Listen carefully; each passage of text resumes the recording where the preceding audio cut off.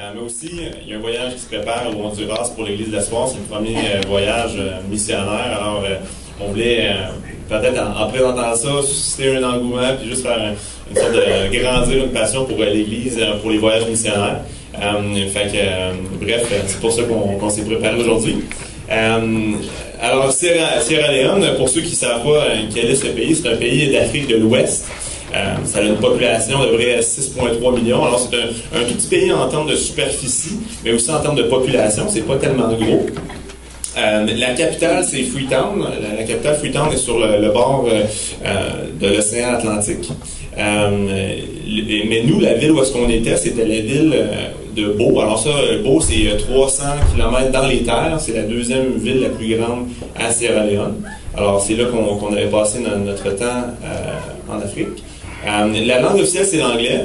Alors, dans les grands centres, les gens vont parler anglais, malgré que quand on sort des grands centres, il y a plein de dialectes, puis les gens ne parlent pas nécessairement anglais.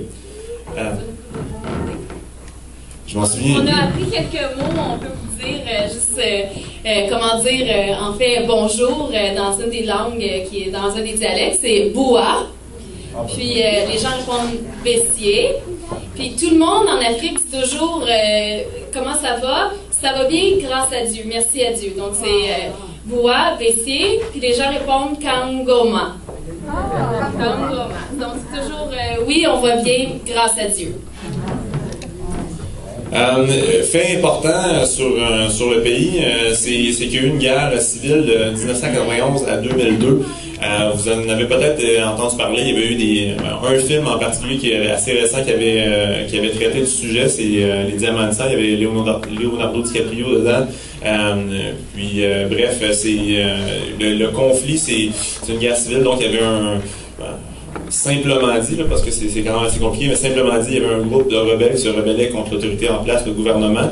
Puis le groupe rebelle était assez violent et barbare. Il capturait des gens pour les mettre en esclavage, pour aller chercher des diamants, pour financer leur guerre. Alors, il y avait même un dicton.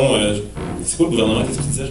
Il y avait eu un slogan qui disait « Le futur est entre vos mains ». Donc, à cause de ce slogan-là, les rebelles ont commencé à mutiler beaucoup de personnes, surtout les mains, en coupant leurs mains, les mains ou les bras, surtout les professionnels, les médecins, dentistes, tout ça. Donc c'est pour ça aussi que le pays s'est retrouvé après la guerre avec très peu de médecins, très peu de professionnels, comme ils étaient tous, pas tous, mais beaucoup ont été amputés. Alors, ça a vraiment handicapé, entre guillemets, le pays. Après ça, à la fin de la guerre, il y a eu de l'aide humanitaire. Il y a aussi beaucoup d'églises qui se sont impliquées, qui ont envoyé des missionnaires, dont Catherine, qui va vous partager ça un petit peu tantôt, qu'elle a été en 2004, peu de temps après la fin de la guerre, pour aider les Sierra Leone. Il y a eu beaucoup d'enfants soldats durant la guerre. Les rebelles, en fait, ce qu'ils faisaient, c'est qu'ils allaient dans les villages et ils prenaient les enfants. Puis il y a eu vraiment des atrocités. Là, on ne va pas rentrer ce matin, on n'ira pas dans les détails, mais en fait, c'est ça. Ils prenaient les enfants pour les transformer en enfants soldats, en les lavant au niveau du cerveau. Puis c'est vraiment abominable. Donc, il y a eu beaucoup de séquelles. Le pays est très handicapé de ce qui s'est passé. Là. Donc, c'est pour ça que ça prend des missionnaires et de l'aide humanitaire. On peut passer à... Ah, c'est toi, hein? Alors, voici une image de la capitale de Freetown. Et puis ça, c'est une image d'un des villages. Là. C'est quand on s'en allait dans les villages. Donc, c'est un petit peu le paysage. Je vais vous parler un petit peu, en fait, du début de la mission, parce que ça a commencé en 2004. On est allés ensemble, moi et Alexandre, en 2014, donc 10 ans plus tard, mais je vais vous parler un petit peu de l'historique. Moi, je suis devenue chrétienne en 2004, à vrai dire. Puis quelques temps après, j'ai eu à cœur la mission. C'était vraiment une de mes passions, même avant de devenir chrétienne. Mais en fait, quand je suis devenue chrétienne, j'ai senti que Dieu me disait utilise ce que j'ai mis en toi, mais pour ma gloire et pour avancer... pour amener la bonne nouvelle et puis pour encourager les gens. Donc, il y a eu la première mission qui partait pour Sierra Leone. Et c'était la première mission de l'église que je faisais partie, qui fait partie, c'était à Calgary, à l'université de Calgary. Et puis, l'église était sur le campus, mais ça fait partie d'un ministère international qui s'appelle Toutes les Nations, en anglais Every Nation. Et puis, donc, il y avait deux médecins des États-Unis qui avaient eu un contact avec quelqu'un à Sierra Leone, avec un pasteur. Et puis, deux médecins qui sont chrétiens, là, aux États-Unis. Donc, on était 4 personnes de Calgary, et tout le monde était des médecins ou des infirmières, sauf moi. J'étais agent de bar à l'époque, alors j'avais 19 ans, j'étais agent de bar, mais je l'avais à cœur, puis je dis à Dieu, je suis pas formée, mais j'ai un cœur pour les gens, j'ai de la compassion pour ce qu'ils ont vécu. Dieu, utilise-moi de la façon dont tu veux. Donc je suis allée, puis Dieu était bon, il m'a utilisé, puis il a transformé ma vie d'une façon exceptionnelle à travers de cette mission-là. Donc, comme je disais, en fait, c'était vraiment un projet missionnaire médical. C'était des médecins, des infirmières. Quand on est allé là-bas, les gens, Sierra Leone était encore considérée une zone de guerre selon les Nations Unies. Donc, c'était très précaire. Les conditions de la route étaient, l'infrastructure, tout était détruit. Pour se rendre de la capitale de Freetown à Bow, qui est juste 300 km, ça nous a pris plus que 15 heures. C'était vraiment normalement 3 heures, 4 heures, mais ça nous a pris 15 heures, des bris de voiture constamment, mais Dieu a tout utilisé ça. C'était vraiment incroyable de voir comment que finalement, il y avait un bris, on arrêtait dans un village, puis on a eu la chance de prier pour des gens, de témoigner, les médecins ont soigné des malades, et puis on a pris ça à la légère, on n'avait pas mangé la journée, on avait voyagé pendant 20 heures, et c'était vraiment des conditions difficiles. Mais on était plein de sable, on était tellement sale parce que dans la voiture, les fenêtres ouvertes, il faisait tellement chaud, puis la terre nous volait, on en avait là, dans les oreilles. C'était vraiment une mission assez intense, si on peut dire. Et puis, c'est ça c'est l'équipe de 2004 avec les médecins, puis aussi des gens de Sierra Leone qui ont aussi été par la suite formés pour être infirmiers, infirmières et médecins. Et puis, la clinique, maintenant, au travers des années, ils ont construit une clinique à la ville de Bow, qui reste là. Et puis, c'est aussi une clinique mobile, donc ils ont des petites motos, des voitures pour se rendre dans des villages reculés pour aller offrir des services aux gens qui en ont besoin. Il y a aussi eu la construction d'une école primaire. Donc, c'était un des projets qui a été fait, à vrai dire, en 2004, quand on est allé, on a évalué des besoins. Puis, un des grands besoins, c'était une école primaire. Donc, on a financé cette école-là. Il y a aussi des écoles, une école biblique qui a été construite. Donc, il y a eu des équipes qui sont allées, au fil des années, aider des projets de construction, les projets de la clinique et tout ça.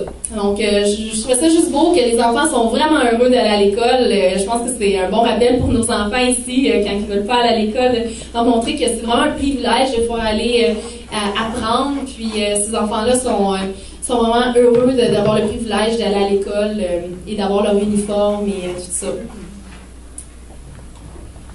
Donc, moi, j'ai eu la chance d'aller en 2004, le premier voyage. Je suis retournée en 2005, l'année d'après, avec une plus grosse équipe. On était une douzaine de Calgary.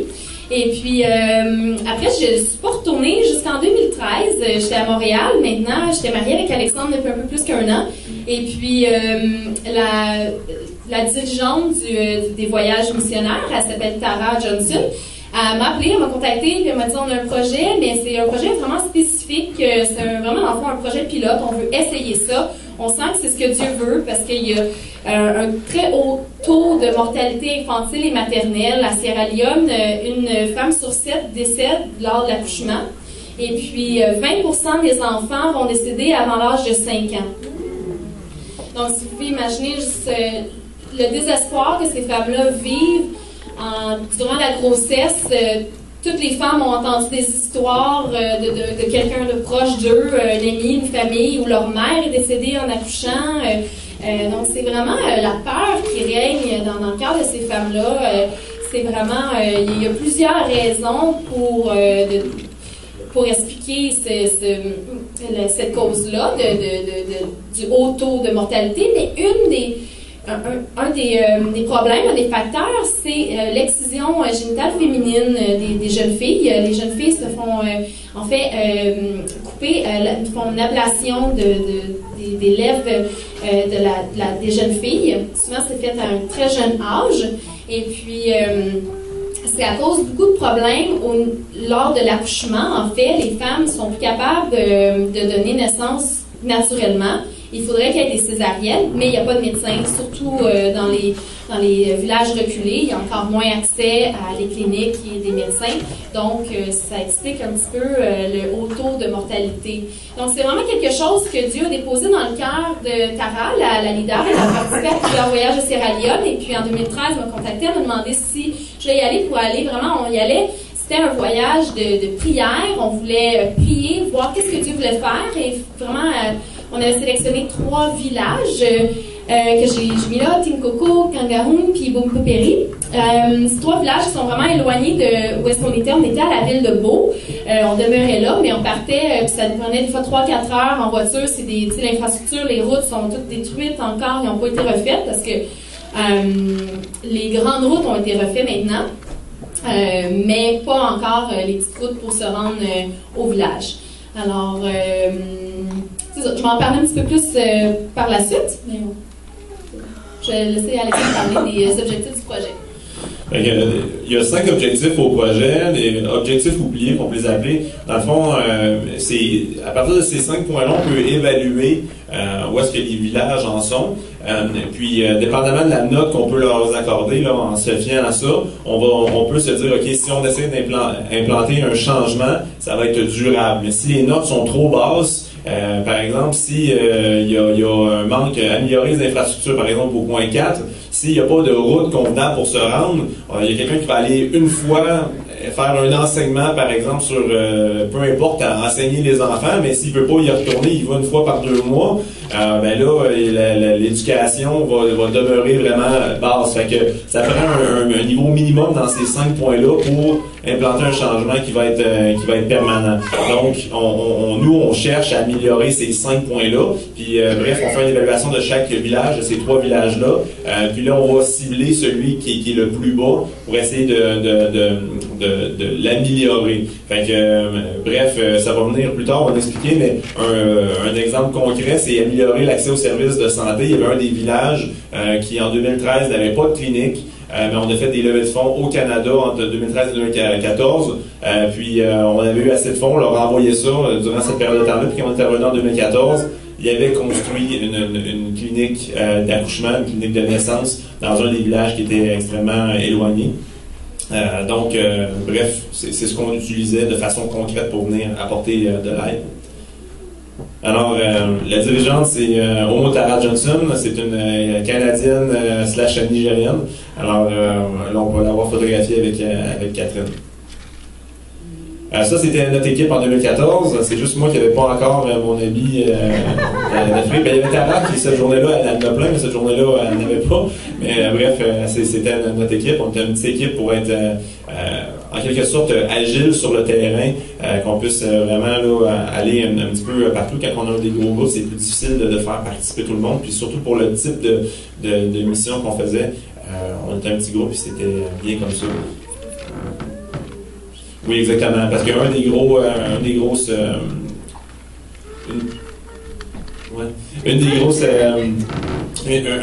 gros aspects, c'était de développer notre leadership en tant que missionnaire pour éventuellement l'idée ou diriger des missions dans le futur.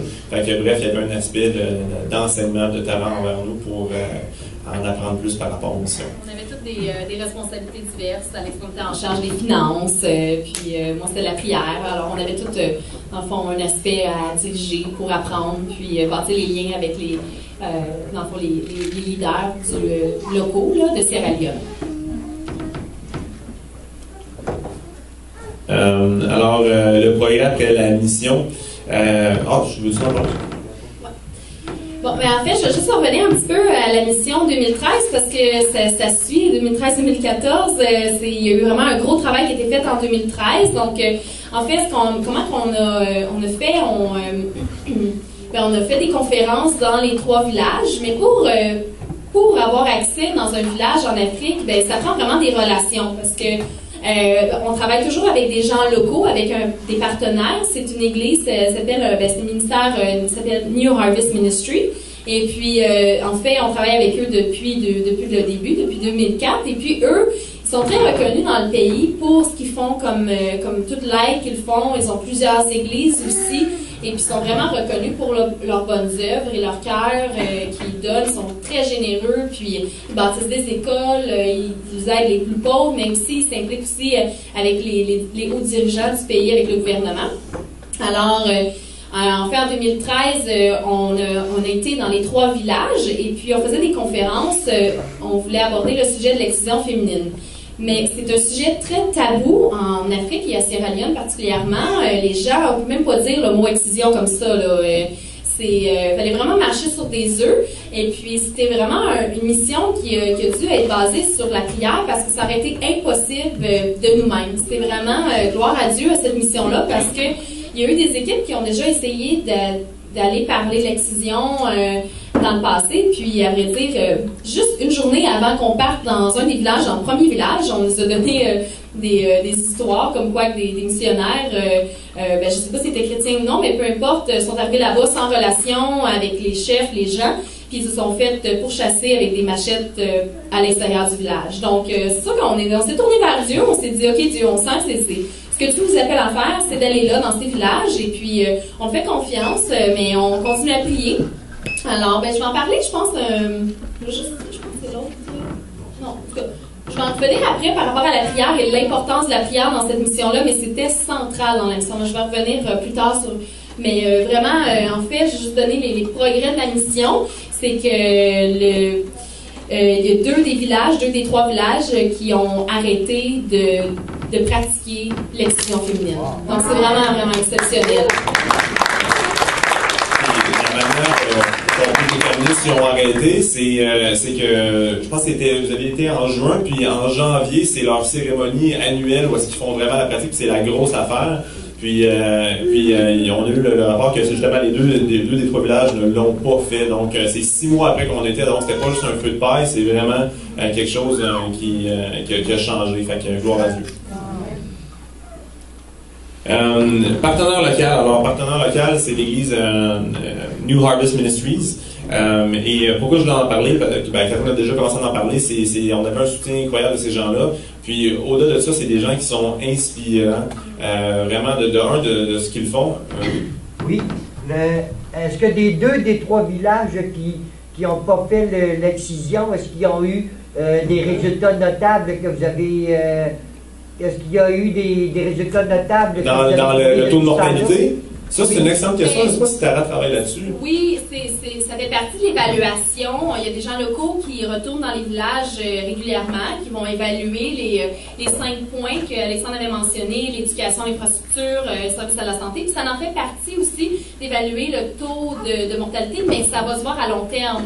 Donc, on ne peut pas voir une différence en ce moment instantanée, parce que, je veux dire, c'est des jeunes filles qui ont 4-5 ans. Qui se font exciser à l'âge de 4-5 ans. Et alors, ça va être, on parle dans une autre génération qu'on va voir les résultats à ce niveau-là, qu'on va pouvoir quantitativement calculer que y a le taux réduit. Donc, c'est vraiment dans la foi aussi, mais vraiment déjà de voir que l'année passée, ils n'ont pas fait d'excision, c'est un énorme pas vers justement un grand changement dans cette direction-là. Mais c'est à long terme que ça va pouvoir se voir. Exactement. Fait que c'est ça, pour revenir dans le fond avec nos partenaires locaux, l'église New Harvest Ministries. Il y a 3 personnes en particulier qui nous ont impacté. Il y a plusieurs autres personnes, mais là, on peut pas toutes les nommer. Mais le premier, c'est Pasteur Charonquet. C'est le pasteur qui est à la tête de cette église-là. C'est un homme qui est extrêmement inspirant dans le Seigneur. Il a un parcours de vie incroyable. Il a passé au travers de la guerre. Il a pu se faire tuer peut-être pas des centaines de fois, mais des dizaines de fois facilement. À cause de sa foi, il n'a jamais renoncé à sa foi. Puis il était tellement convaincu. Puis convaincu, comment il disait ça là-bas, c'est avoir la passion et la compassion en même temps. Il proclamait avec passion, puis il démontrait avec compassion sa marche dans le Seigneur. Puis ça a changé le cœur de centaines et de milliers de personnes. Là. Ils sont rendus à 2000 personnes.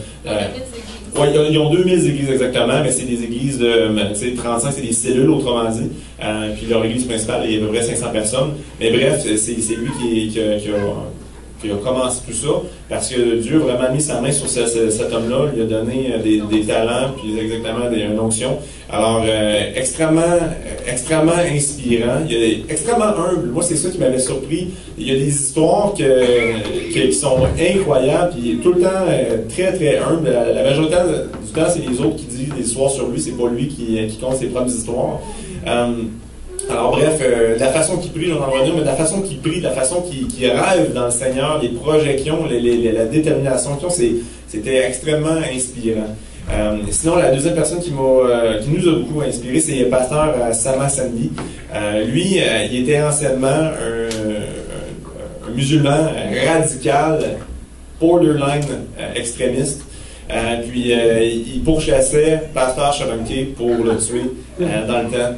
Puis pasteur Shalonke, justement avec la compassion et la passion qu'il a pour les autres et pour Dieu, Sama Sandy, il a vu dans son cœur la vérité. Puis en tout cas, bref, c'est juste incroyable le témoignage que cet homme-là a. Puis en ce moment, c'est un homme qui est en feu pour Dieu. C'est un homme qui est tellement impliqué, investi. Encore une fois, la façon qu'il prie, je trouvais ça incroyable. On en reviendra plus tard là-dessus. On a d'autres diapositives là-dessus. Mais bref, on en revient avec un bagage juste en voyant ces gens-là aller. Ouais. Mais juste, ça m'a vraiment marqué, le pasteur Sama Sandy m'avait raconté son histoire, je ne sais pas si tu te rappelles les détails, mais je me rappelle qu'il avait dit que, à vrai dire, il allait tuer le pasteur Shalonke. Puis ça, c'était arrivé à plusieurs reprises dans sa vie, comme Alexandre a dit.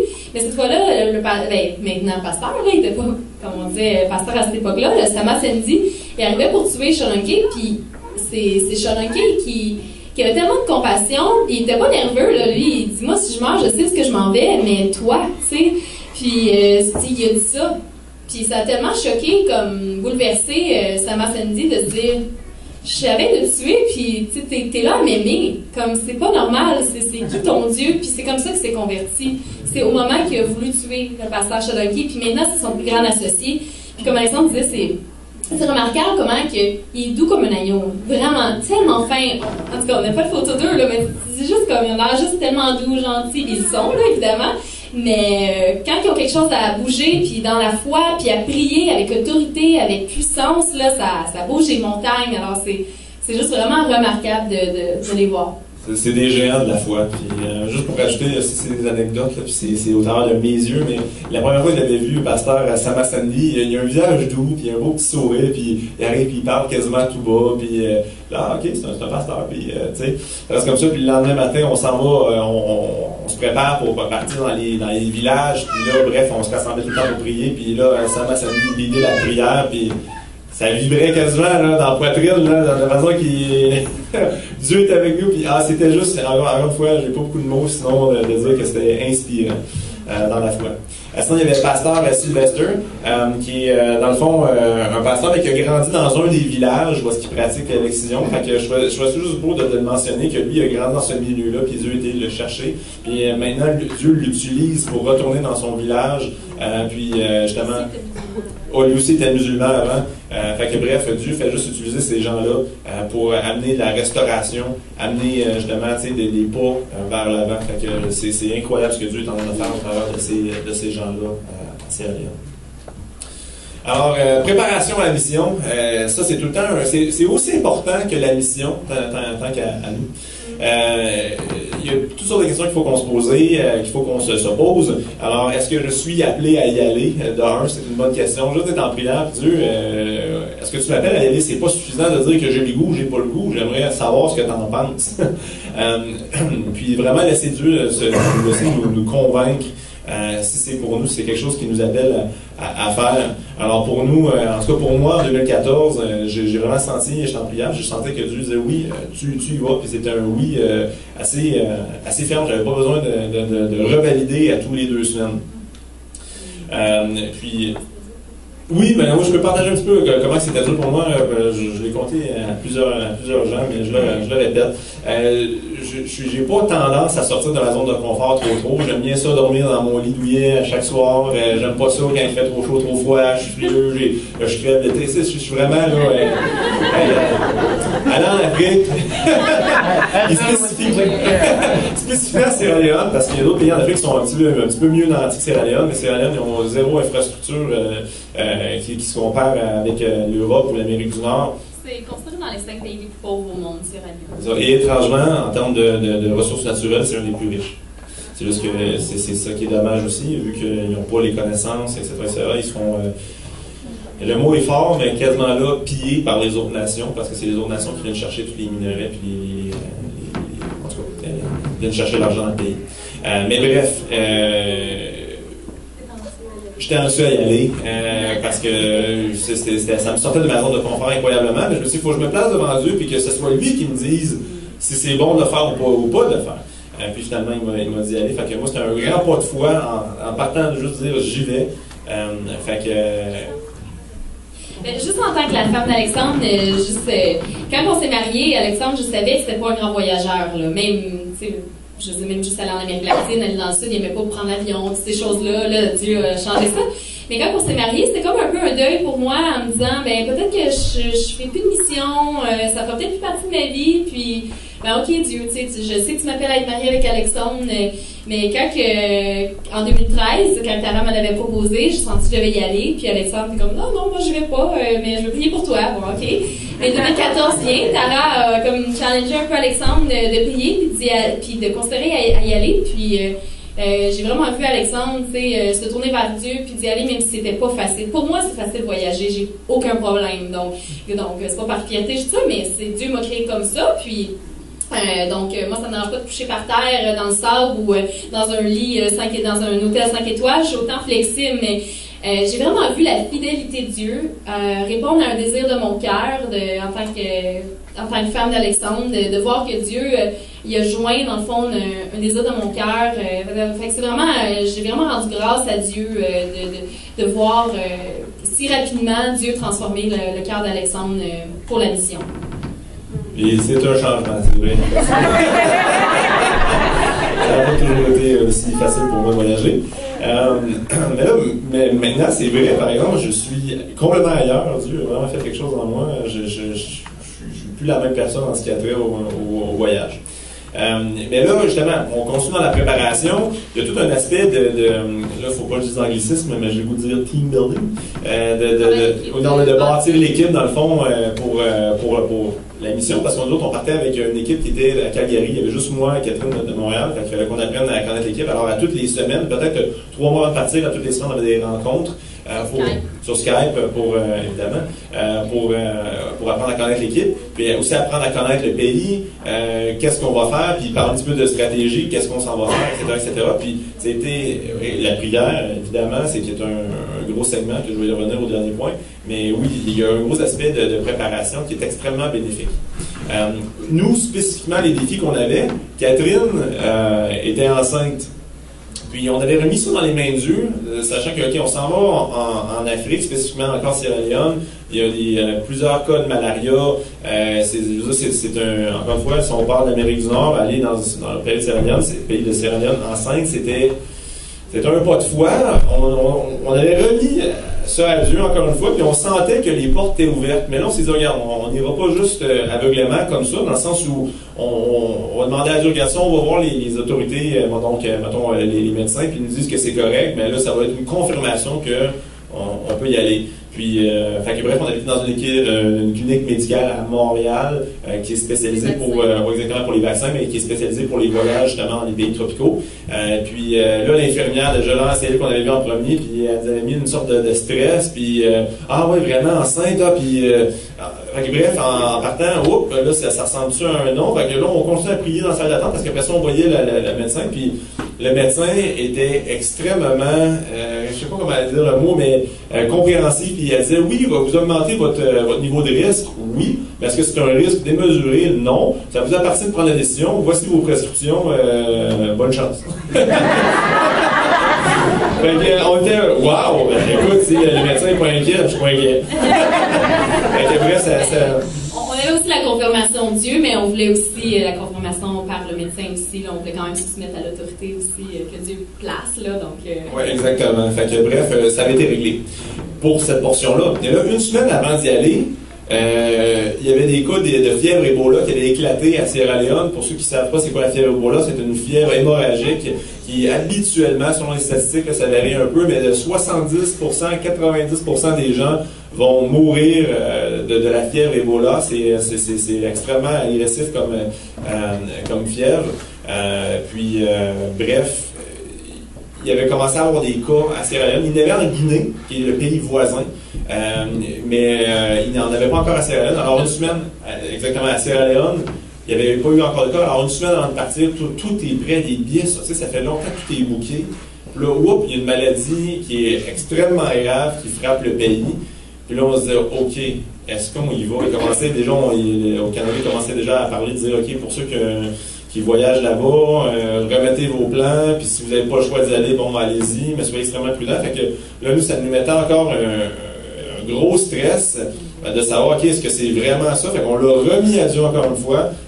Seigneur, est-ce que c'est pour nous? Est-ce que tu veux qu'on y aille? Puis si c'est la place que tu veux qu'on aille, on n'aura pas peur parce que c'est là que tu nous appelles à être. Donc, on avait la foi que si il confirme que c'est là, ben, il n'y a rien qui nous arriverait. Parce que, ou aussi, en tout cas, bref, ça c'était pas une crainte. S'il y a quelque chose qui nous arrivait, ben, ça serait pas une crainte pareille parce qu'on sait que ce serait là que Dieu nous veut. Fait qu'on était en prière.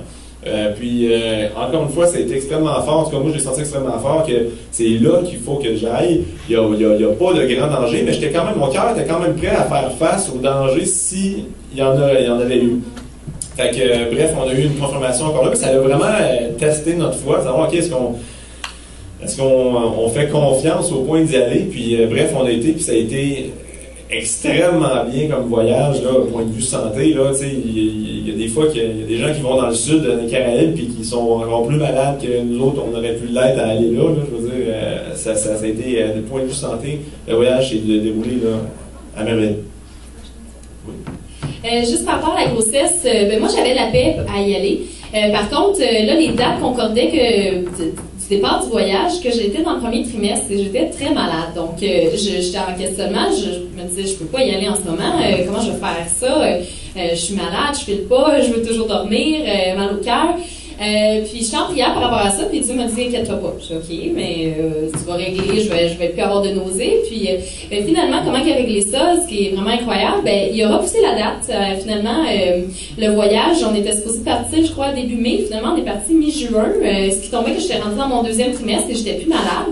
Vraiment, c'était jamais arrivé dans l'émission avant à Sierra Leone. Normalement, on fixe une date et ça reste comme ça. Mais finalement, il y a eu, je pense que certains leaders principaux de Sierra Leone allaient pas être là au mois de mai. Donc, ils ont repoussé le mois de juin. Puis, tout le monde de l'équipe, je me rappelle plus combien qu'on était, mais quand même 6-7 personnes, là, des gens professionnels qui avaient demandé leurs vacances à l'avance et tout a fonctionné. On avait prié, puis tout a fonctionné. Tout le monde a pu avoir congé. On a pu y aller à mi-juin. Et puis, fait que c'était vraiment formidable. J'étais en super forme et j'ai adoré, j'ai vraiment aimé manger la nourriture africaine parce que pendant le premier trimestre, je voulais rien manger à part de la pizza froide.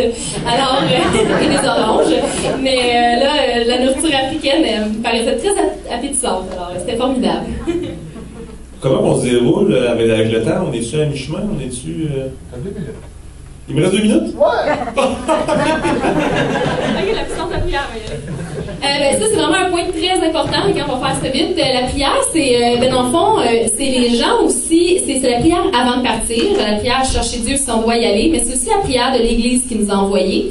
De Calgary, de Montréal, et la prière des gens locaux là-bas à Sierra Leone, la prière était vraiment présente, puis ça n'aurait pas été possible, cette mission-là, sans la puissance de Dieu.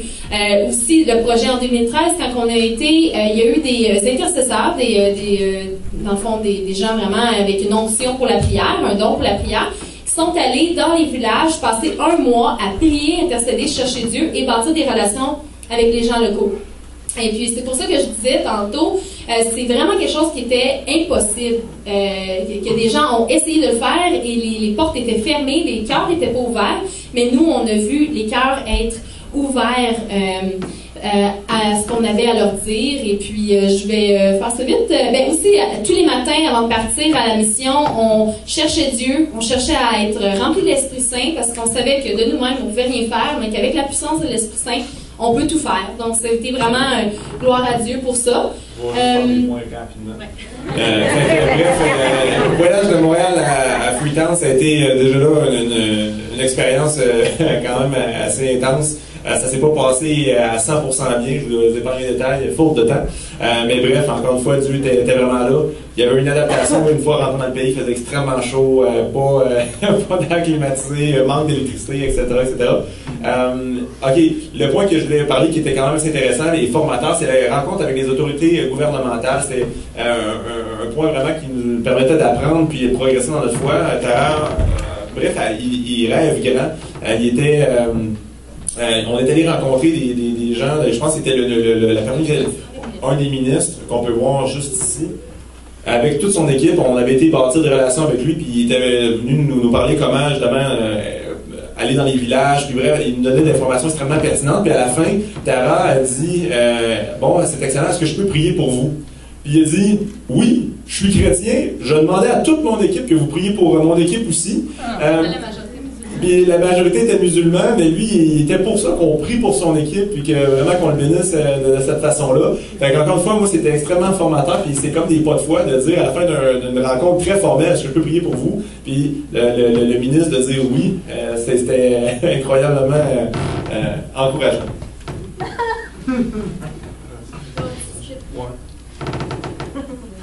Un accueil inoubliable, juste un accueil inoubliable, vraiment juste bref, juste dire, c'était exceptionnel l'accueil qu'on avait quand on rentrait dans des villages, là, tout le monde était là à l'entrée en chantant, en dansant, ils nous prenaient par la main, ils nous amenaient jusqu'à l'endroit où est-ce qu'on allait faire la clinique mobile, des gens avec un cœur exceptionnellement rempli d'amour puis de gratitude, ils nous donnaient des cadeaux quand on s'en allait, on ne s'attendait pas à ça, dépendamment de ce qu'il y avait, il y en avait qui étaient plus pauvres que d'autres villages qui étaient plus pauvres que d'autres, mais il y en avait qui nous donnaient des ananas, on partait avec le camion rempli d'ananas, l'autre on avait une chèvre, alors on est parti avec notre chèvre.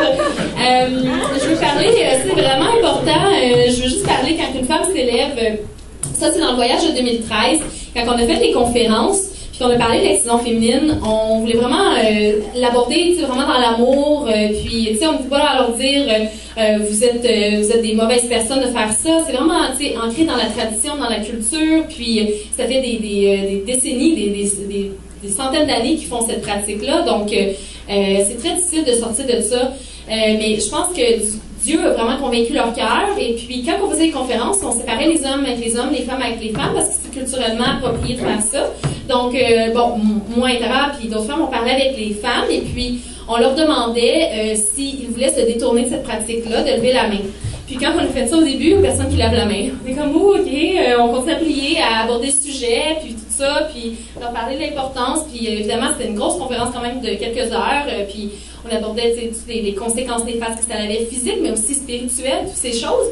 Et puis finalement, il y a une femme qui s'est levée, puis qui a dit, moi, je sais que c'est néfaste, je veux me détourner de ça. Puis elle s'est levée, puis elle l'a fait, puis on a trouvé ça tellement courageux qu'elle fasse ça. Puis après ça, 90% des autres femmes se sont levées. Wow. Juste comme encourager les femmes par rapport à ça, qu'on a un rôle vraiment important de diriger, en leadership avec les femmes, de vraiment faire le pas de foi à une femme courageuse. Puis dans les 3 villages, c'est la même chose qui s'est passée. Une femme s'est élevée et la majorité des autres femmes se sont élevées par la suite. Alors, je trouve ça vraiment un point important, puis vraiment rapidement, après ça, et quand les hommes s'abaissent pour s'élever.